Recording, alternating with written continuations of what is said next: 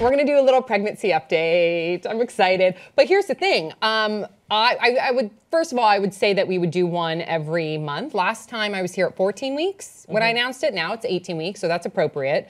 Plus, I get a lot of people writing in like, well, how's the pregnancy going? Or did you get a boob job? No, I did not get a boob job. I did though. Nothing wrong with people that get boob jobs. Nothing wrong at all. But that's called pregnancy. So these are pregnancy boobs. Are called pregnancies. These are pregnancy boobs.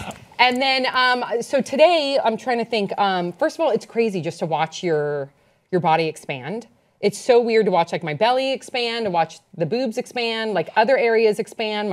Even my ankles today were swollen. You have ankles today? Yeah, that happens. Who I would have forgot thought to tell though? you that. That happened to They me. feel honestly a little bit swollen, a little puffy. No, let me feel. Everyone gets a But feel. they also feel soft. Stop it! Who would have thought at 18 weeks that you're already getting swollen in the ankles though? It's like I always said, the human body's disgusting. Well, Sam, Can we talk about the placenta? Yes, we can. It grosses me out. Is that vegan if you eat it? Before we begin, you must all be warned.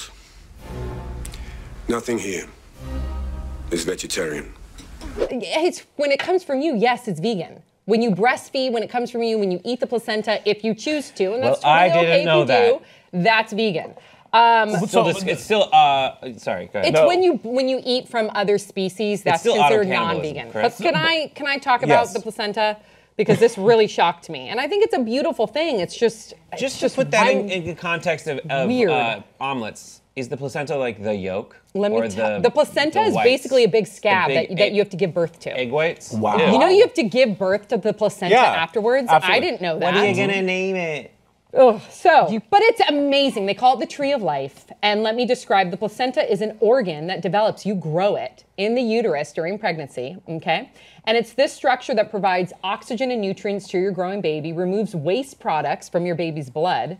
And then what it is, it attaches to the wall of the uterus and your baby's umbilical cord arises from it. And if they call it the tree of life, not only because it's providing life for your child, but also it has finger-like growths that tuck into your uterine walls to connect the placenta to you while the umbilical cord connects the placenta to baby. So it's remarkable, but it still grosses me out. It grosses me out. If you eat it, placenta. So if you're gonna eat it, Sam, I don't know if I'm gonna eat it. No, but like, do they say, okay, here, like, do you want, like, do they hand it to you? Like, do you want to taste? Like, how does that work? Let me, because I did do some research already. Like, some research is really, really supported by science. Like they say, doing the stem cell and the banking the blood cells or whatever from the umbilical cord. So they say that is remarkable. It can't save your child, but it can save you and it can save the child's siblings. So that is really supported by a lot of science. Now, the placenta, a lot of women, what they do is they go through a service, and right when you give birth to the placenta, it goes in like a little fridge, and then it gets sent to somewhere where they make it into a pill. Or people can do it at home. They dehydrate it, they make it into a pill. But there's no science supporting. Women claim, and believe me, I'm sure it works for a lot of people. Maybe it does work, but science doesn't support that it does help with postpartum. But there's a lot of women out there where it said it did help them with postpartum depression. So for that very reason, I think it deserves some exploring. I want to research it if it can help. Will you experience contractions in the same way of giving birth to a baby when you give birth to the placenta? How much after when you give birth to the baby will the placenta come out? I don't know. I have no idea. Well, it depends. Like the hospitals rush everything. Hospitals immediately will cut the umbilical cord when the umbilical cord is still pulsating, which is gross. Midwives will say, don't do that because that's oxygen. The baby's relying on that. Give it 20 minutes. So the hospital is about getting you in, getting you out, as opposed to like a home birth or a birthing center or a midwife or a doula. They're going to really make sure that they're going to wait for the umbilical cord to stop pulsating so the baby can have all that extra oxygen. The same thing with the placenta. Maybe you have to wait a little bit before giving birth to it. I don't know. Those are all things that I have to fucking learn. And there's so much out there. So conceivably, you could be holding the baby who has been born and then just being like, oh, all right, wait, nope, someone take the baby, gotta give birth to the placenta. I don't know. Is there another one?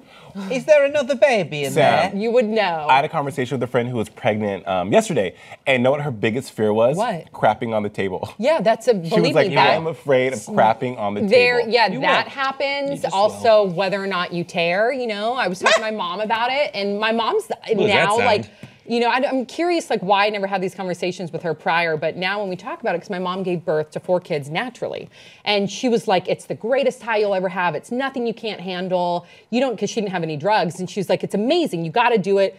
You'll love it. It's the best high in the world. I said, did you tear? She was like, yeah, I teared 3 ways, like every which way. Wow. She goes, but you have so much adrenaline, and when you're in control and you train yourself to breathe, she's like, yes, it's painful, but she says the high, and knowing that your baby's right there, she's like, I would give birth for anybody.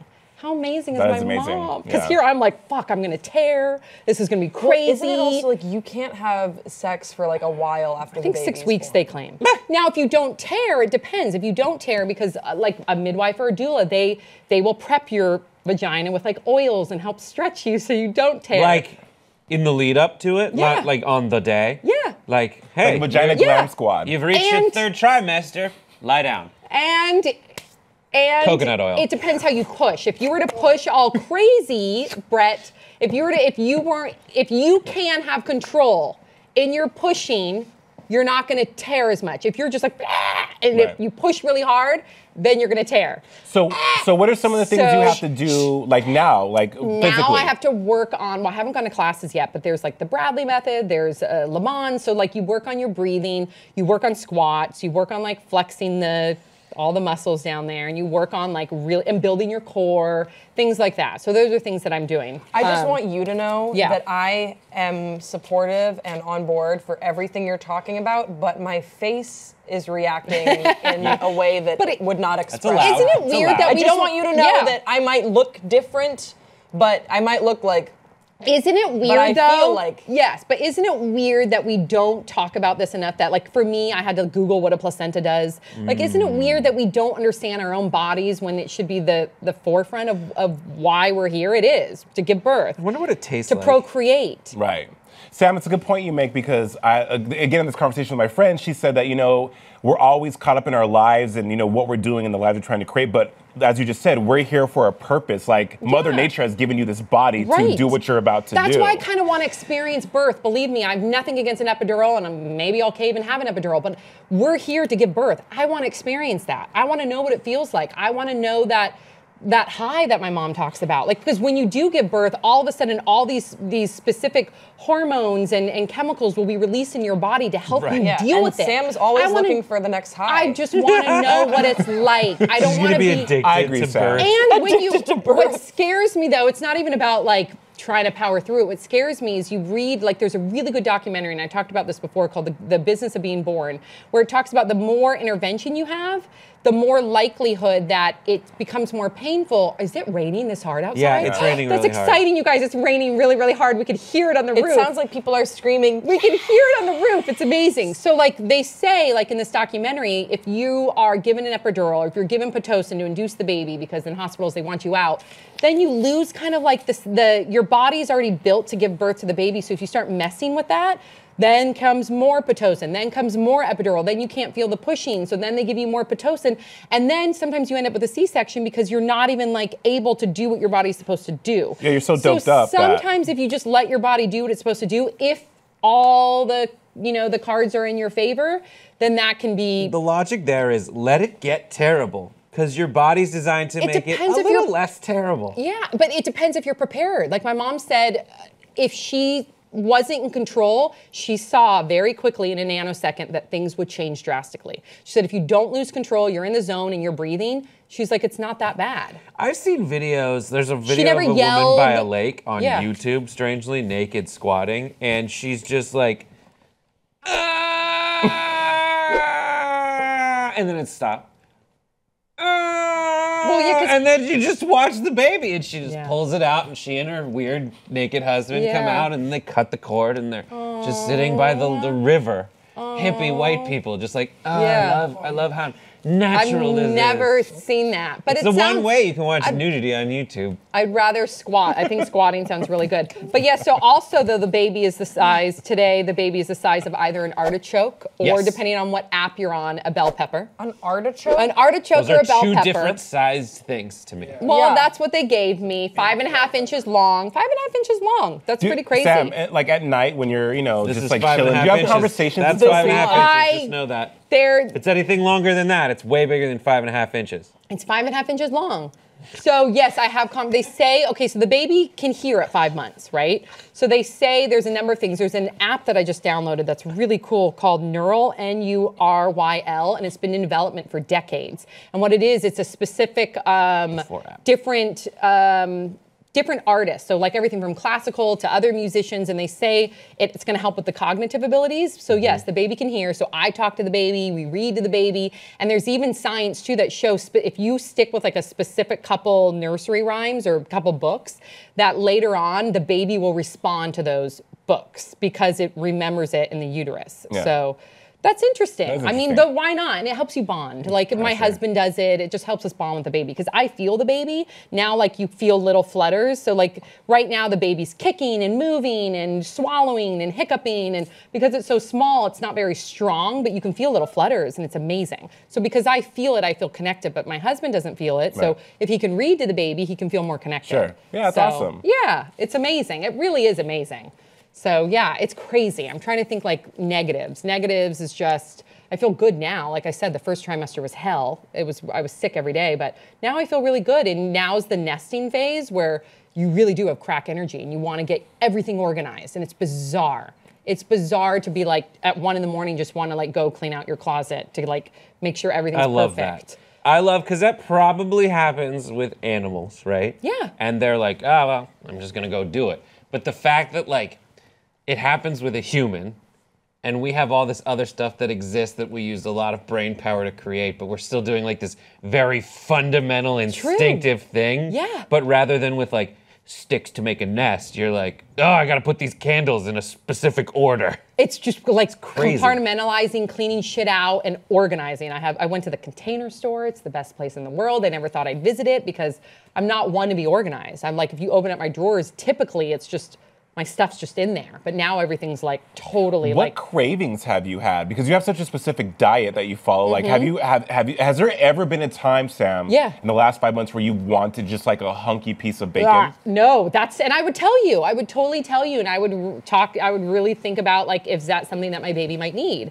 But if you really do, bacon if you did, too. Yeah, that's the thing. If you really do the research, you're not craving like a burger per se, you're craving protein. So yeah, there's times where like I'll have pasta for dinner and I'm like an hour later, I crave protein. So I'll have to make myself like a tempeh stir fry. And I have a checklist too. Like you do have to have a well-planned diet, especially someone that's vegan. You have to be very well-planned and very regimented for the baby because you have to make sure the baby's getting all its nutrients. So yeah, I just have to really plan out, make sure I'm getting my protein, my carbs, my grains, everything. Plus, like things like folate, choline, things that choline. I didn't even know what the fuck choline was. I still until don't. I got What pregnant. is choline? Choline. I just know that you can get it from like eggs, or you can get it from like sunflowers or like soy lecithin. I don't really know what it is per se, but I know it builds the baby's brain development. So you're all about it. You want that choline. Yeah. So I do like sunflower seeds, soy lecithin, and then I have like a pure, like really good ground up pure choline that I put in my smoothie. So. So Sounds like it's made in a lab. like remember Olean? No, I get it from Arrow. Olean. Isn't that the butt leakage stuff? Yeah. I got it. Okay. Oh yeah. It made your butt leak. From the fat-free chips. Yeah. Yeah. It's not Olean. It's choline. Okay. So yeah, stay tuned. There's so much out there. It's not even. It's crazy just to think like, you learn about all these things, even your own body that you didn't even know about. So we'll do another one, I guess, when I'm 22 weeks, and then we'll just keep doing them. So thank you for listening. If you have any questions, let me know. I want to start a blog. Well, I know I'll that'd be answer them. amazing. If you have any questions, put them in the comment section below, and myself or Jason or That'd Brett will actually be answer really them. funny. But definitely not Sam. I'll answer them, and I also want Grace I'll to answer answer them. them. We're gonna start blogs about what it's like to work with a pregnant woman. Week 15 was amazing. So much development. That's funny. And it's only like references to what produce your child is the size of. I know, because I do say that a lot. All right, so yeah, please leave questions or thoughts, and we'll update again in 22 weeks. But I will answer, and hopefully I'll have a blog because there's so much to talk about, and there's just so much out there. It's crazy and it's interesting. Also, huffing wine, that helps when you have a wine craving. I take my husband's wine glass and I huff it. Huffing wine. We'll see you next time on Pop Trigger.